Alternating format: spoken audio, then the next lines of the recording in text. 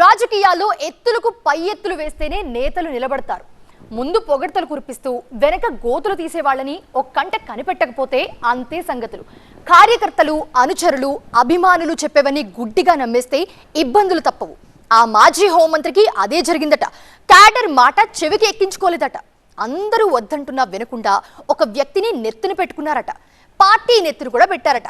Scene cut చేస్తే అతగాన్ని కొద్ది రోజుల్లోనే వదిలించుకోవాల్సి వచ్చిందట. ఇంతకీ ఆ మాజీ మంత్రి ఎవరు? ఆమె చేసిన స్వయంకృత అపరాధం ఏంటి? క్యాడర్ చెబితే వినిపించుకోలేదట. ఎవరో లీడర్ చెప్పారని నమ్మేశారట. ఓ వ్యక్తిని నెత్తిన పెట్టుకున్నారట. కట్ చేస్తే సీన్ సితారా అయిందట. తానేటి వనితకి తలనొప్పి.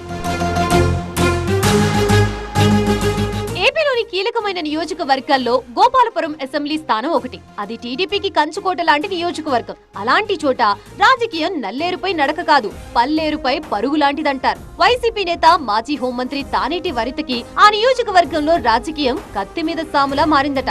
వాస్తవానికి గోపాలపురం నియోజకవర్గం ఆమెకి పుట్టినిల్లు లాంటిది. గతంలో ఆమె అక్కడి నుంచి ఎమ్మెల్యేగా గెలిచారు.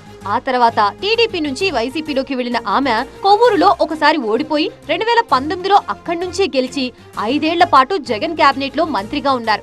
2 వేరువేరు శాఖల్లో చేశారు. అయితే గత ఎన్నికల్లో రాజకీయ సమీకరణాలు, అభ్యర్థుల మార్పు చేర్పుల క్రమంలో కొవ్వూరు నుంచి గోపాలపురం వచ్చారు తానేటి వనిత.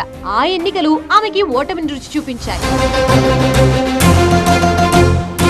ఓటమి బాధ నుంచి త్వరగానే కోలుకున్న తానేటి వనిత గోపాలపురం నియోజకవర్గంలో పార్టీ పరంగా పట్టు సాధించాల్సింది పోయి ఇంకా తప్పటడుగులు వేస్తున్నారనే ఆరోపణలు, విమర్శల్ని ఎదుర్కొంటున్నారట.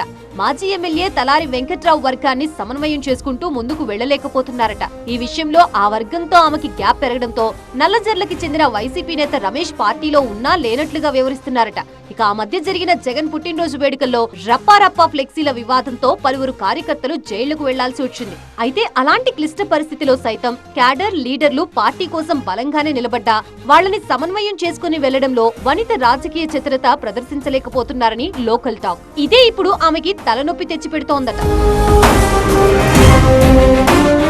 ఇక పొలపల్లి అనిల్ కుమార్ కి వైసీపీ రాష్ట్ర సంయుక్త కార్యదర్శిగా బాధ్యతలు అప్పగించవద్దని ద్వారకా తిరుమల మండలానికి చెందిన పార్టీ నేతలు, కార్యకర్తలు నెత్తి నోరు మొత్తుకుని మరీ వనితకు చెప్పారట. అయితే ఆమె మాత్రం వాళ్ల అభిప్రాయాల్ని ఏమాత్రం పట్టించుకోలేదట.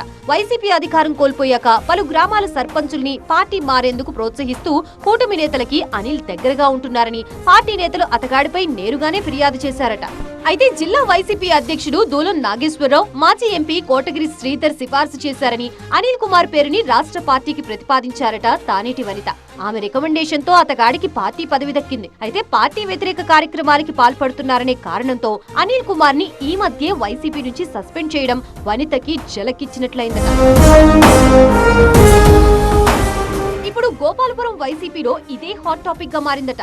క్యాడర్ అభిప్రాయానికి భిన్నంగా పదవులు కేటాయించడంతో పార్టీకి కొందరు దూరం అయ్యారట. ఇక పదవులు పొందిన వాళ్లు సైతం అవకాశవాద రాజకీయాలు చేస్తూ ఉండటంతో వనిత ఉక్కిరిబిక్కిరి అవుతున్నట్లు వైసీపీ వర్గాలు చర్చించుకుంటున్నాయట. ఆమె నియోజకవర్గంలో పర్యటిస్తూ క్యాడర్ కష్టసుఖాలు తెలుసుకుంటున్నా ముక్కుసూటి వైఖరి అవలంబించడం, రాజకీయ చాతుర్యం ప్రదర్శించకపోవడంతో కష్టాల్ని కొని తెచ్చుకుంటున్నారనే అభిప్రాయం వ్యక్తమవుతోందట.